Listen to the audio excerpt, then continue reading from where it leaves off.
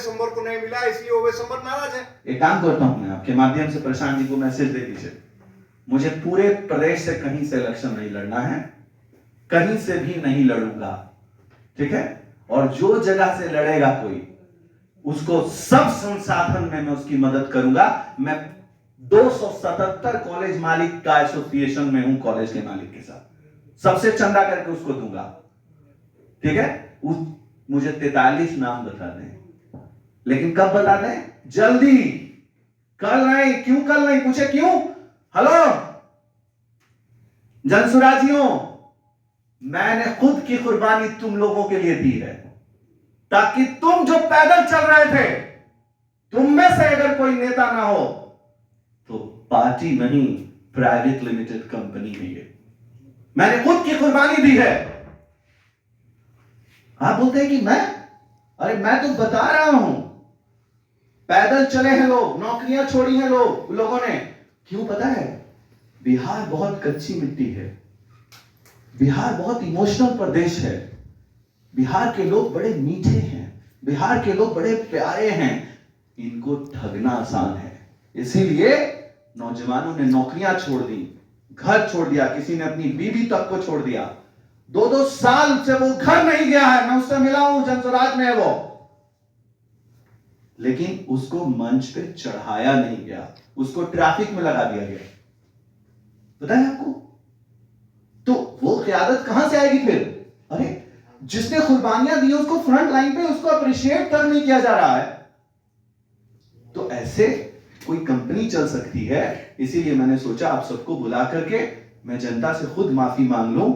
भाई मैं पढ़ने पढ़ाने वाला आदमी हूं, मैंने एक वादा किया 38 जिला से, बिहार से कोई भी हिंदू, कोई भी मुसलमान, कोई सिख, कोई ईसाई 10वीं 12वीं के बाद पढ़ना चाहेगा, मैं उसको हर जिले से 500 छात्रों को गोद लेकर पढ़ाऊंगा, 500 छात्रों को, और उससे कोई ट्यूशन फीस, कोई कॉलेज फीस, कोई डोनेशंस नहीं लूंगा। मतलब कितना? 19,000 बच्चों को पढ़ाऊंगा, 19,000 बच्चों को गोद लेके पढ़ाऊंगा, और कोई भी मेरे दरवाजे से खाली हाथ नहीं जाएगा। उसको मीम्स बना के राखी सावंत बताया जा रहा है पॉलिटिक्स का राखी सावंत।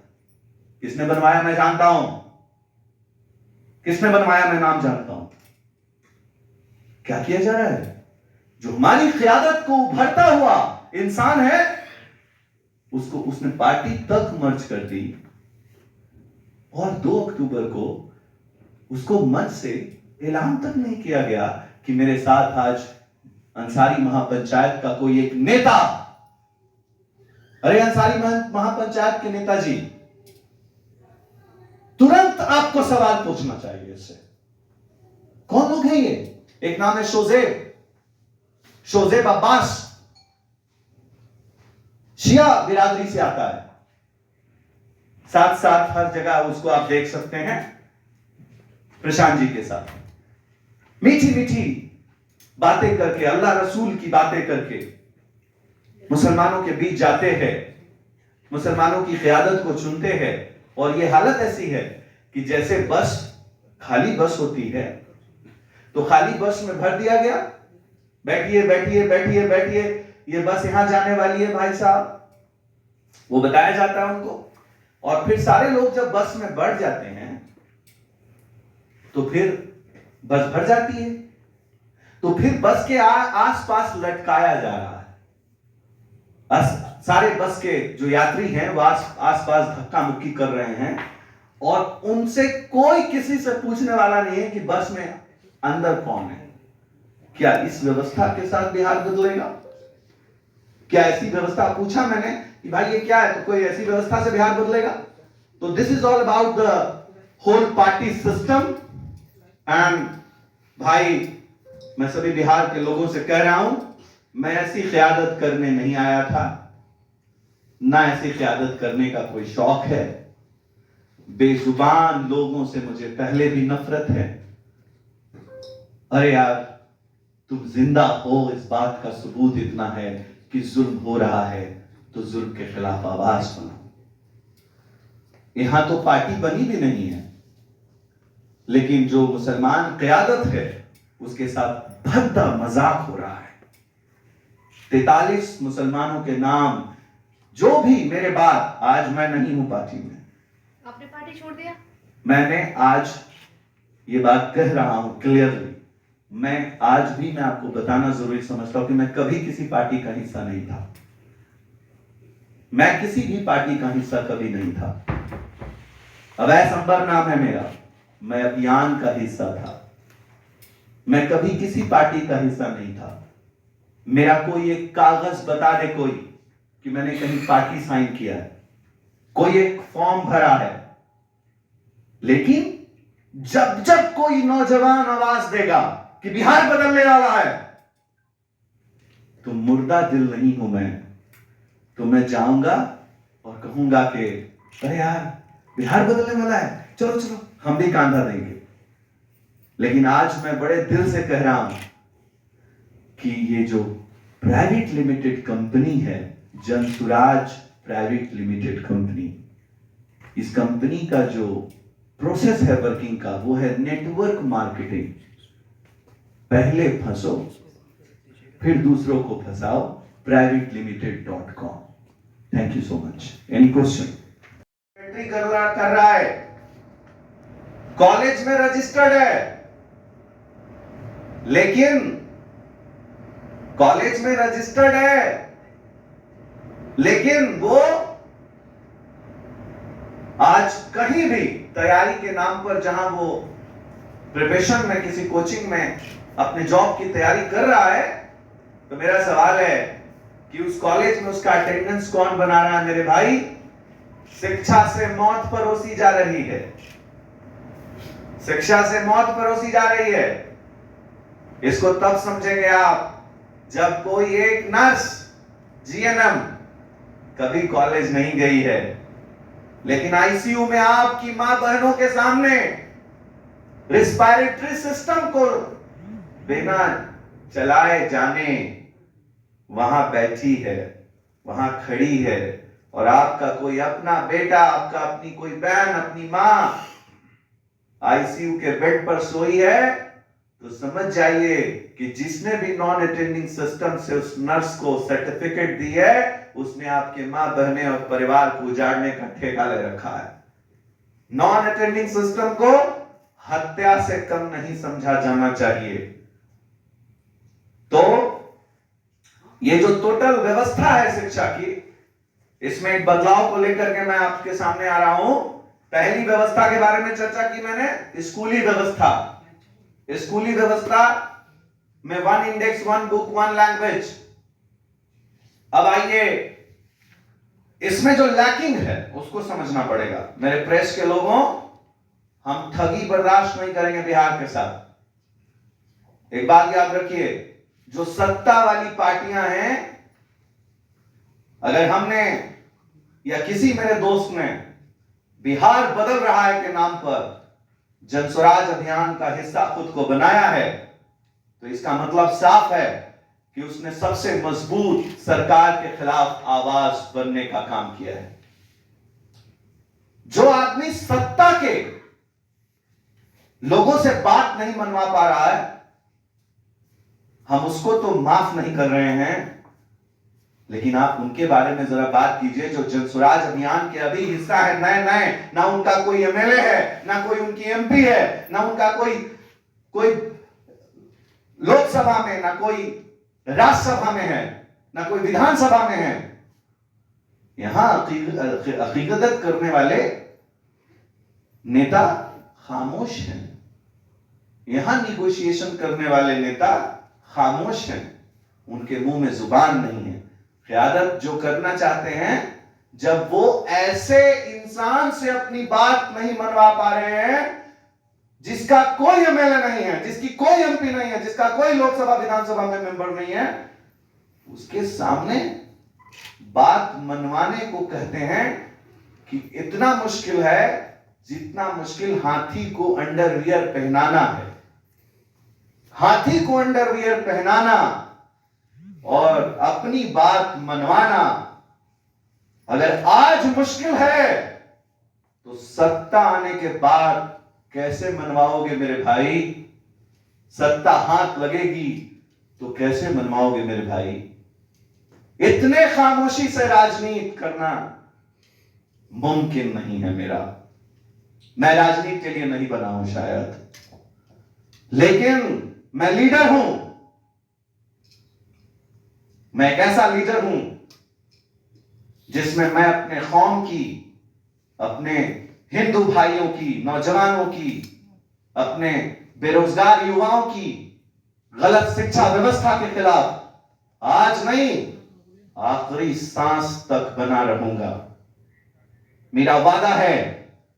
मैंने आपको एक ऐलान करना है, बिहार की 38 जिलों की कोई भी सरजमीन से कोई भी बच्चा, चाहे वो हिंदू हो, मुसलमान हो, सिख हो, ईसाई हो, किसी जाति किसी धर्म का हो, मैं ऐलान कर रहा हूं, मैं अवैध संवर्ग, अगर वो बच्चा पढ़ना चाहता है, किसी जिले का है, लेकिन स्कूली व्यवस्था नहीं, जो फ्री है वो नहीं,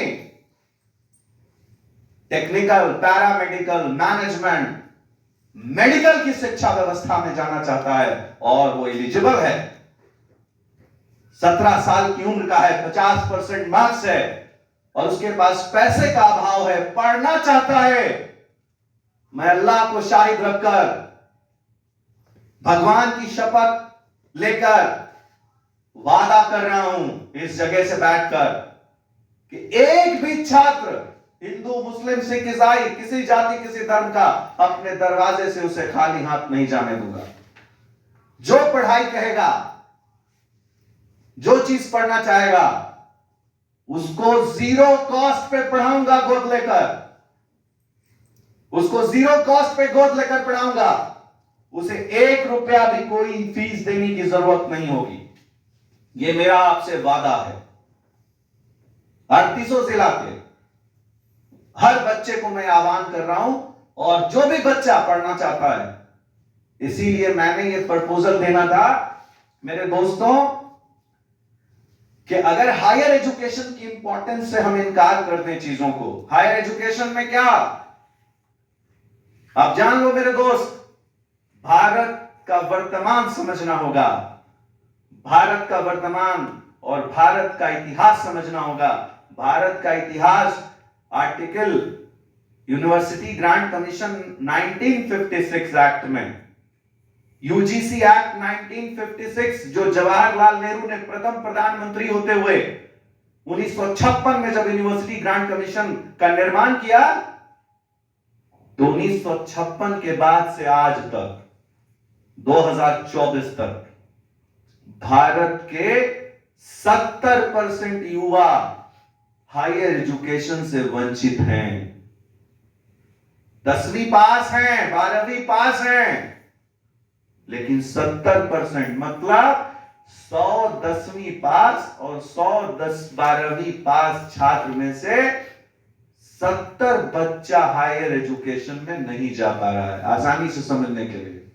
और ये डेटा मेरा नहीं है, एजुकेशन मिनिस्टर साहब पार्लियामेंट से ये ऐलान कर रहे हैं कि दो देशवासियों, भारत के 70% युवा शिक्षा से वंचित हैं, लेकिन उसको कैसे बोल रहे हैं कि देशवासियों, हमने ग्रॉस एनरोलमेंट रेशियो को 30% कर दिया। इसका मतलब उसका हिंदी वर्जन ये है कि 70% युवा शिक्षा से वंचित है मेरे भाइयों।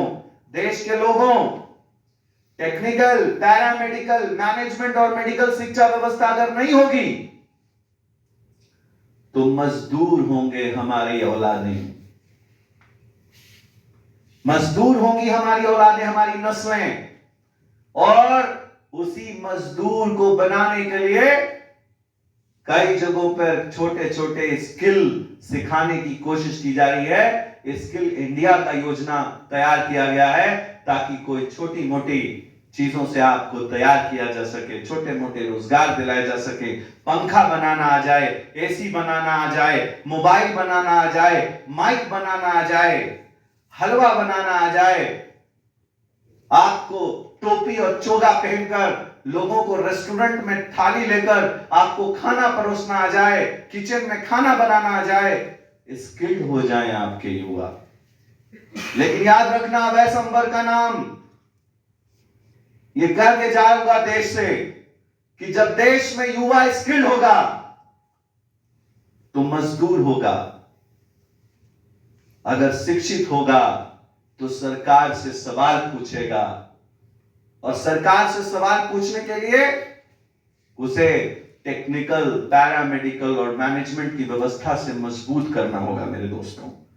और आज इसकी कीमत पूरे भारत में फीस फिक्सेशन कमेटी की रिपोर्ट कहती है कि पढ़ाने की कीमत मिनिमम 2,70,000 रुपया से 3,99,000 तक रखी गई है, और खाने की कीमत 3 लाख रुपया है। 5,000 रुपया महीने से लेकर 6,000 रुपया महीना, तो 12 चौके 72, और 72 को 12 से गुना कर दीजिए तो मिनिमम 7 चौके 28, 280 मिनिमम। अगर 70,000 रुपया रेट भी है खाने का 6,000 रुपए के हिसाब से, तो 280, यानी 280 खाने का और 280 मिनिमम पढ़ाने का। न राधे के 9 मन होगा, न राधे नाचेंगे। अब आपको यह बात मैं क्यों कह रहा हूं भाई साहब, कि फीस फिक्सेशन कमेटी की रिपोर्ट कहती है कि भारत के 70% से ज्यादा ऐसा परिवार है जिसकी आय 3 लाख से कम है। ये मैं नहीं कह रहा, जा गूगल कर लीजिए। तो अगर 3 लाख रुपया हम कमा रहे हैं साल का, और हमारे दो हैं, तो हम 6 लाख रुपए की पढ़ाई कहां से कराएंगे भाई? अगर हम हमारे दो हैं और खिलाकर पढ़ाना है तो 12 लाख रुपया चाहिए 2 बच्चों को पढ़ाने के लिए मिनिमम। तो मेरे दोस्तों, फीस फिक्सेशन कमेटी की रिपोर्ट के हिसाब से हमें क्या सॉल्यूशन चाहिए आपको? आप बोलेंगे खाली आप प्रॉब्लम बता रहे हैं, सॉल्यूशन बताइए। तो सॉल्यूशन यह है कि जब पूरी दुनिया शिक्षा को सस्ता कर रही है, फ्री कर रही है, तो हमारी सरकारें, हमारे लोग, हमारे अपने कलेजे के टुकड़ों को मजदूर बनाने के लिए योजनाएं ला रहे हैं, टैक्स लगा रहे हैं किताबों पर, कॉलेजों पर, एग्जाम फीस पर, यूनिवर्सिटी ग्रांट कमीशन की सबमिट फीस पर टैक्स लगा है। इस पर विचार करने की जरूरत है। अब आइए लास्ट इंपॉर्टेंट लाइन जो मैं आपके सामने रखना चाहता हूं, अगर हायर एजुकेशन को सस्ता नहीं किया गया तो हम भूटान से पीछे हो जाएंगे। भूटान का ग्रॉस एनरोलमेंट रेशियो, जो हमारे पैसों पे पल रहा मुल्क है, भूटान का ग्रॉस एनरोलमेंट रेशियो, नेपाल का ग्रॉस एनरोलमेंट रेशियो, बांग्लादेश जिसको आप टीवी चैनल पे बताते हैं कि वो देश तरक्की शुदा है कि नहीं, उसका ग्रॉस एनरोलमेंट रेशियो हमसे बेहतर है। चाइना का ग्रॉस एनरोलमेंट रेशियो हमसे बेहतर है। और सुनिए, फॉर्मूला देख लीजिए। अमीर देश देखना है, अमेरिका देखिए, कनाडा देखिए।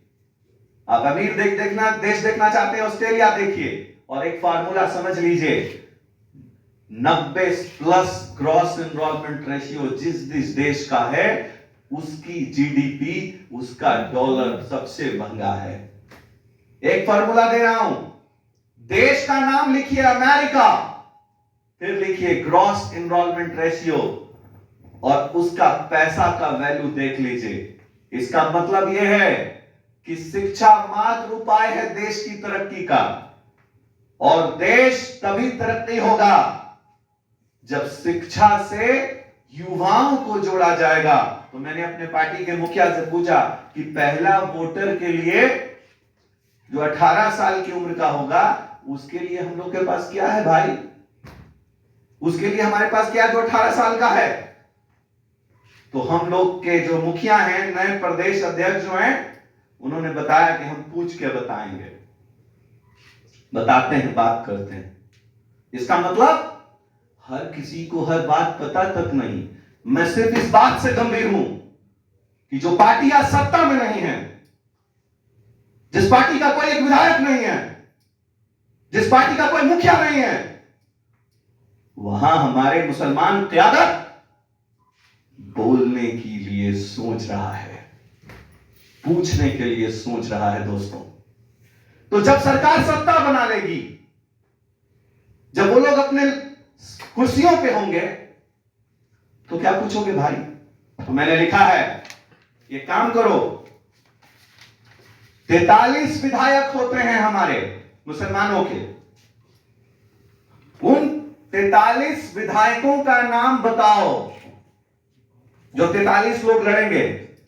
कहीं ऐसा तो नहीं भाई, मैं तो पॉलिटिकल नहीं हूं, मैं तो शिक्षाविद हूं, कहीं ऐसा तो नहीं है कि कुछ लोग जब जेडीयू में टिकट नहीं मिलेगा तो उसको छोड़ के आएंगे तो जनस्वराज टिकट देगा? कहीं ऐसा तो नहीं है मेरे अभियान के नेताओं, जनस्वराज अभियान चलाने वालों, कहीं ऐसा तो नहीं है कि आपने अपने जिंदगी के 2 साल सब कुछ त्याग के दिया है, लेकिन जब कोई आरजेडी में टिकट नहीं मिलेगा तो जनस्वराज उनको टिकट देने का इंतजार कर रहा है? तो पार्टियां बदली, नेता कहां बदला मेरे भाई, कहां बदला? 2 तारीख के अधिवेशन में किस मुसलमान ने बात की भाई? कौन से मुसलमान की बात हुई? कौन सी क्यादत सामने आई? मैं ऐसे कई युवाओं का, मैंने बात रखी थी प्रपोजल बेला के इलेक्शन को लेकर के। बेला में अगर अमजद भाई को टिकट नहीं दिया जाता है तो बेला वो हार जाएंगे, बेला नहीं जीतेंगे। भाई बेला का सर्वे कर रहे हैं उस दिन से, कोई भी कहने को तरस रहा है कि बोले कि ना बोले, कहे कि ना कहे। अरे हमको कहा गया था कि बेला देखिए, बेला में ऐलान कीजिए जल्दी कि क्या करना है, और अगर आपने ऐलान नहीं किया अमजद भाई का नाम, मैंने दिया है नाम, अगर अमजद भाई का नाम ऐलान नहीं किया गया तो बेला तो से शुरुआत है हार की। तो बोल रहे हैं कि अच्छा ये सब तो बड़े लोग तय करेंगे। भाई वो बड़े लोग कौन है भाई? वो कौन है बड़े लोग? मैं जानना चाहता हूं वो बड़े लोग कौन है? शिक्षा की मीटिंग में वो कौन तय कर रहा है स्कूली शिक्षा व्यवस्था को? हम लोग को कहा गया था कि कोई एक ऐसा प्रदेश अध्यक्ष दिया जाएगा जो बिहार का बेटा होगा। कहा गया था कि नहीं कहा गया था? तो वो कौन होना चाहिए था? जो उन्हीं के बीच में 2 साल से मेहनत कर रहा है। तो बेटा बोला गया था, दादा को दे दिया गया। बेटा की बात हुई थी ना भाई, कि दादा की बात हुई थी? बेटा चाहिए। क़यादत नौजवानों के बहुत हो चुकी जी हुजूरी उन सबों के दरबार में, अब युवा बैठना चाहिए कोई सरकार में। ये नहीं चलेगा। क्या मजाक है भाई? मैंने पूछा मेरे एमएलसी साहब से, मैंने पूछा अशफाक रहमान साहब से, मैंने पूछा हमारे एक दोस्त हैं, हमारे बड़े भाई हैं, गार्जियन हैं, मंत्री रह चुके हैं, हमने उनसे भी पूछा, मुनाजिर हसन साहब से, मुनाजिर हसन साहब कौन होगा प्रदेश अध्यक्ष? कहा कि हमको नहीं पता है मेरे भाई। आफाक साहब आपको नहीं पता? मुनाजिर साहब आपको नहीं पता? अशफाक साहब आपको नहीं पता? अवैस अंबर साहब आपको नहीं पता? कौन पीछे पर्दे में है भाई जो ये सब कुछ तय कर रहा है? कौन है वो जो पर्दे के पीछे तय कर रहा है? अरे ऐसी राजनीति करने नहीं आए हैं। हाथ उठाइए भाई, मानते हैं कि नहीं मानते हैं? तो सब हाथ उठा रहा। सबके बीच तय किया गया। कौन सा बीच भाई? उस बीच में तो हम लोग नहीं थे। तो कौन ऐसे हाथ उठा के मान बोल रहा है हाँ भाई बोलिए, चाहिए नहीं चाहिए? ऐसे ही बोल करके एक बार कोई गए थे, कितना दे दूं बताओ? 30 दे दूं कि 40 दे दूं? 70 दे दूं कि 80 दे दूं? 90 दे दूं कि 100 दे दूं? क्या हुआ भाई? बिहार के साथ ऐसे नहीं चलेगा। तो जो सत्ताधारी पार्टियां हैं, अगर वो हमको लीड कर रही हैं तो सच में मैं उनका हाथ जोड़ के उनसे मांगने की हैसियत नहीं है जब हमारी, तो हाथ जोड़ के उनके सामने प्रणाम कर रहे हैं। लेकिन जो अभी अभी जन्मा है उससे निगोशिएशन वो नहीं कर पा रहे हैं जिनसे हमें अपनी क़यादत की उम्मीद थी। हमसे क़यादत की उम्मीद क्या कर रहे हो? हम तो शिक्षाविद हैं, हम तो 4 दिन पहले आए हैं राजनीति के अंदर, और मैंने आकर क्या देखा नौजवानों बिहार के, मैंने देखा राजनीति के अंदर जाके कि मेरे दोस्त ये हम लोगों के बस का नहीं है। नौजवानों अपने काम में लगो, अपनी पढ़ाई में लगो। ये लोग वो लोग हैं, अगर आपको राजनीति करनी है ना तो पूरा देश पहले शिक्षित करना होगा। जब लोग शिक्षा से जुड़ जाएंगे, आप बोलते हैं अरविंद केजरीवाल तो नहीं है ये, मैं अरविंद केजरीवाल के पार्टी की स्थापना के वक्त में वहां था, वहां 4 नाम थे नेताओं के, लेकिन यहां पर कोई 4 नाम बता दे मुसलमान का 4 नेता कौन है? बताइए 4 नेता कौन है? मीडिया पूछे हमसे, और मैं पूरे देश के सामने लाइव हूं, बताइए जनसुराज के 4 मुस्लिम नेताओं का नाम बताइए। जब मैंने उन 4 को पूछा वो बोले हमको नहीं पता प्रदेश अध्यक्ष कौन है। तो नेता कैसे हुआ भाई? नेता कैसे मानेंगे? तो सबसे बड़ी बातें हैं। मेरा आज का प्रेस मौजू है शिक्षा। जब मुझसे ही नहीं शिक्षा की राय ली गई तो उन्होंने ये साबित कर दिया कि अवैध संपर्क जी शिक्षाविद नहीं है। तो अगर शिक्षाविद मैं नहीं हूं तो मैं उनसे सवाल पूछ रहा हूं कि शिक्षा पर 10वीं में आप क्या दे रहे हैं? 1 मिनट, ये आपका मोबाइल है, ये आपका माइक है, आपके माइक को मैंने हाथ में ले लिया और फिर आपसे कहा कि आपको अभी हमने गिफ्ट दिया ना, आप ही को वापस कर दिया। जो चीज आपकी है वो मैं आप ही से लेके आप ही को वापस कर दूं तो वो आपकी चीज मैंने आपको दी नहीं ना। गौर से समझने की बात है। आर्टिकल 21A में शिक्षा पहला क्लास से 10वीं क्लास तक, 9वीं क्लास तक मुफ्त है। इसमें सिर्फ मुफ्त नहीं है मेरे भाइयों, शिक्षा बच्चों का अधिकार है। और सिर्फ अधिकार नहीं है नौजवानों, पेरेंट्स पर कर्तव्य है उनको स्कूल भेजना। नीतीश कुमार जी खिचड़ी दे रहे हैं, लड़कियों को साइकिल दिया, कपड़े दी, एक नया बिहार बनाया। जो स्कूलों के लिए निकला नहीं करती थी उनको स्कूल ने निकाला, स्कूल जाने तक के लिए तैयार किया। ठीक है, एक अभियान चला। लालू प्रसाद जी ने चप्पल उतार के आइए जो कहते थे उनको पकड़ के इसे हिला दिया और जुबान दी उनको जो पिछड़े थे। जो चप्पल उतार के आया करते थे वो चप्पल पहन कर नहीं, जूता पहन कर आने लगे। जिनको बारात जिनकी गांव से गुजरती थी, अगर बड़े शानशाहों के गांव से किसी पिछड़े की बारात गुजरती थी और घोड़ा पर बैठ के वो दूल्हा चला जाता था तो उसको आगे की गांव में उतार कर मारते थे। उनको घोड़ा पे बैठकर बारात ले जाने का अधिकार दिया। और हर ने कुछ दे करके बिहार को एक बिहार, सुंदर बिहार बनाने का काम किया है। आप ये नहीं कह सकते सब कुछ बेकार है बिहार में। बिहार में सब कुछ बेकार नहीं है। अगर बिहार में राजनीतिक सोच हो जाए सिर्फ एक बार तो बिहार दुनिया को पीछे छोड़ सकता है।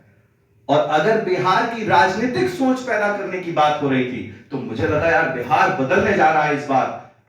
जिस तरह एक अभियान ने बेजुबानों को जुबान दिया, दूसरे अभियान में, मैं बात कर रहा हूं लालू प्रसाद जी की, जब उन्होंने एक अभियान चला तो बेजुबान के पास जुबान हो गया।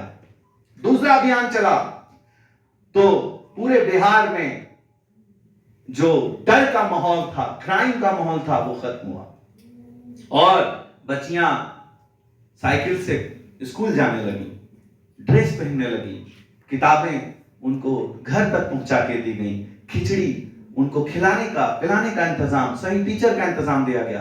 तो जब हमने सुना, मैं शिक्षा के क्षेत्र में 17 वर्षों से काम कर रहा हूं, मुझे लगा पूरा बिहार बदलने वाला है। मैं अपने बिहार के एक एक नौजवानों से, बड़ों से, बुजुर्गों से माफी मांगना चाहता हूं कि मैं अपना फेस वैल्यू लेकर आया था यह समझकर कि बिहार बदलेगा, लेकिन अब तक पिछले 6 महीने से ऑब्जर्व करके मैं ये कह सकता हूं कि पर्दे के पीछे कौन ये तय कर रहा है, जब तक उस क़यादत को बोर्ड रूम में नहीं लाया जाएगा, सामने नहीं लाया जाएगा, तब तक हम नहीं मानेंगे जनसुराज कोई पार्टी है। प्राइवेट लिमिटेड कंपनी है जिसमें एक प्रोसेस है, पहले फंसो फिर फंसाओ .com प्राइवेट लिमिटेड। मतलब क्या नाम हुआ? फंसो फंसाओ .com प्राइवेट लिमिटेड। पहले फंसो फिर दूसरों को फंसाओ, इससे ज्यादा कुछ नहीं है। क्यों मैं बोल रहा हूं ऐसा? क्योंकि 6 महीने की कुर्बानी में जब मैं खुद नहीं समझ सका और हर रोज मुझे पूरे देश भर के लोग, पूरे बिहार भर के युवा जो मुख्यालय में जुड़े हैं, जो दूसरे दूसरे प्रेस में जुड़े हैं, जो दूसरे दूसरे जनसुराज ग्रुप में जुड़े हैं, वो फोन कर रहे हैं, सर हम ना सर यहां बहुत काम कर रहे हैं सर, तो सर हमने गाड़ी मिल जाएगी क्या सर हमको? वो क्या समझ रहे हैं? वो ये समझ रहे हैं कि शायद मुनाजिर हसन साहब के हाथ में कुछ है, शायद अवैध अंबर जी के हाथ में कुछ है, शायद अशफाक रहमान साहब के हाथ में कुछ है, शायद आफाक अहमद साहब के हाथ में कुछ है। अरे अपने अपने गिरबा में झांक के देखो किसके हाथ में क्या कुछ है। कुछ भी किसी के हाथ में नहीं है, कुछ भी किसी के हाथ में नहीं है, और everybody is confused, but no one have voice to speak, to ask. मेरा सवाल यह है कि जो सत्ता में नहीं है, अगर हम उससे नहीं पूछ पा रहे हैं तो हम किससे पूछेंगे? सत्ता से सवाल तो पूछने की औकात फिर नहीं है, फिर क़यादत किसकी करोगे? ऐ मुसलमानों, तुम्हारी क़यादत करने के लिए एक मजबूत जुबान की जरूरत है, तुम्हारी खुद के क़यादत के लिए। तुम्हारा कोई लीडर नहीं है। अभी अंसारी बिरादरी का एक अंसारी महापंचायत का लड़का वहां आया, हमारे मगध से, ढिले करता बोलने में। मैंने पूछा कि ये क़यादत की लिस्ट है, मुझसे ले लीजिए, जो मुसलमान चेहरे वहां हैं, और सबका नाम लिखकर मोबाइल नंबर के साथ देता हूं, जाके पूछिए कि अल्लाह की किताब पर हाथ रख के कह दें कि उनको पता है कि वो क्या कर रहे हैं। अल्लाह की किताब है ना, हमारे इस्लाम में उसकी बहुत वैल्यू है। उसकी किताब पर हाथ रख के कह दें वो कि भाई आप क्या कर रहे हैं इस पार्टी में, कौन है आप? तो उनके पास जवाब नहीं होगा। मैंने पूछा तो, मैं नाम के साथ बोल रहा हूं, आफाक साहब हमारे बड़े भाई की तरह, अशफाक रहमान साहब मेरे बड़े भाई की तरह, मुनाजिर हसन साहब मेरे बड़े भाई की तरह, इरफान साहब मेरे बड़े भाई के साथ की तरह, ठीक है। मैंने सबसे पूछा पहले कि भाई प्रदेश अध्यक्ष कौन है, एक दिन पहले, तो कहा हमको नहीं पता है। तो जब इस क़यादत को पता ही नहीं है तो किस क़यादत को पता है? कौन वो लोग हैं जो पर्दे के पीछे नाम कर रहे हैं? जब हमें आज उस पार्टी से पूछने का हक नहीं है जिसका ना कोई एमपी ना कोई एमएलए, तो हम उससे कैसे पूछेंगे जिसका एमपी एमएलए है? उससे क़यादत की लड़ाई कैसे लड़ेंगे? खामोश लोग बिहार के नौजवानों को कुछ नहीं दे सकते। इस्लाम का आखिरी दर्जा यह कहता है, इस्लाम अंदर होने का, अगर आप ईमान वाले हो तो ईमान का जो आखिरी पड़ाव हो यह है कि जुल्म के खिलाफ कम से कम आवाज बनो। अम्बेडकर कहीं आप दूसरा पार्टी, तो आप कोई पार्टी नहीं ज्वाइन करने जा रहे हैं, वादा करते हैं कोई पार्टी नहीं ज्वाइन करेंगे, लेकिन एक वादा और कर रहे हैं, जो पार्टियां चलेंगी उसके विपक्ष में हमेशा खड़े रहेंगे ताकि विपक्ष जिंदा रहे। कोई पार्टी में नहीं जा रहे हैं, कोई पार्टी, हाँ एक बात समझ लीजिए, क़यादत की बात हो रही है, मैं 43 मुसलमानों के नाम की मांग कर रहा हूं अर्जेंटली। क्यों अर्जेंटली भाई? कहीं ऐसा तो नहीं कि जेडीयू छोड़कर आने वाले, आरजेडी छोड़कर आने वाले, बीजेपी छोड़कर आने वाले मुसलमानों का इंतजार किया जा रहा है? तो क़यादत फिर वही गूंगी बहरी होगी। जो नौजवानों ने 2 साल सींचा है इस अभियान को, पार्टी उनकी है, किसी के अब्बा जान की नहीं है, पहले समझ लीजिए। किसी के अब्बा जान की पार्टी नहीं है। पार्टी उनकी है जिन्होंने काने से काना मिलाकर धूल चाटे हैं। पार्टी उनकी है जिन्होंने कैंप में रातें गुजारी हैं। पार्टी उनकी है जो हिंदू, मुस्लिम, सिख, ईसाई की एकता को लेकर के नौजवान अपने नौकरियों को छोड़कर कर आया था। पार्टी उनकी है। पार्टी किसी के अब्बा जान की नहीं है, याद रखिए। Yes, please. जब आज के ऊपर आरोप लगता रहा है कि सत्ताधारी जो बीजेपी की पार्टी है उसकी बी टीम है, आप लोग इसको मानते हैं? क्योंकि आपने भी आरोप अभी लगाया कि सत्ताधारी जो पार्टी है उनके संरक्षण में प्रशांत किशोर शायद काम कर रहे हैं। मुझे नहीं पता, मैं सच बोलता हूं, झूठ नहीं बोलता। मुझे वहां रहकर ऐसा नहीं लगा कि वो बी टीम है। क्यों नहीं लगा? क्योंकि मेरा मैथ इतना कमजोर नहीं, मैं बिहारी आदमी हूं। 243 सीट पर जब इलेक्शन लड़ा जाएगा तो बीजेपी के खिलाफ भी लड़ेगा, लेकिन ये ऐसी पार्टी होगी जिसमें क़यादत सिर्फ एक इंसान की होगी, और ऐसे पार्टियां नहीं चलती। पार्टी का मतलब अर्थ होता है ग्रुप, पार्टी मतलब जमावड़ा। तो जमावड़ा ही नहीं है, यहां एक इंसान है जो एक अकेली बात कर रहा है। किसकी होगी अंबड़ी? किसकी? हमने कहा क़यादत किसी एक आदमी की होगी। प्रशांत किशोर पांडे जी की, उनकी क़यादत में है पार्टी अभी। और एक बात बताऊं, मैंने वहां के कई आईएएस आईपीएस से बात की है, आईजी, आईपीएस, आईएएस, उनसे पूछा कौन होगा भाई प्रदेश अध्यक्ष? हमको नहीं पता अंबर भाई, आप आदमी तो बहुत अच्छे हैं, लेकिन अगर आप पता होता तो बता देते। यानी उनके साये को भी नहीं पता। तो फिर कौन है पर्दे के पीछे? कौन बना रहा है ये सब कुछ? इसीलिए मैंने लाइव होकर सब कुछ बात बताई है आपको। और कल आप कहते क्या, अरे अभी तो लिस्ट आई नहीं, आपका नाम उसमें नहीं है इसलिए आप बोल रहे हैं। अभी कोई लिस्ट, अच्छा एक मिनट, प्रशांत किशोर जी ने क्या कहा था कि आज प्रदेश अध्यक्ष का ऐलान कर रहा हूं और कल प्रेस के माध्यम से कमेटी का ऐलान हो जाएगा। आपको मिला है क्या? बता दीजिए, कोई यहां पे प्रेस के लोग हैं, बताइए, देश को बताइए।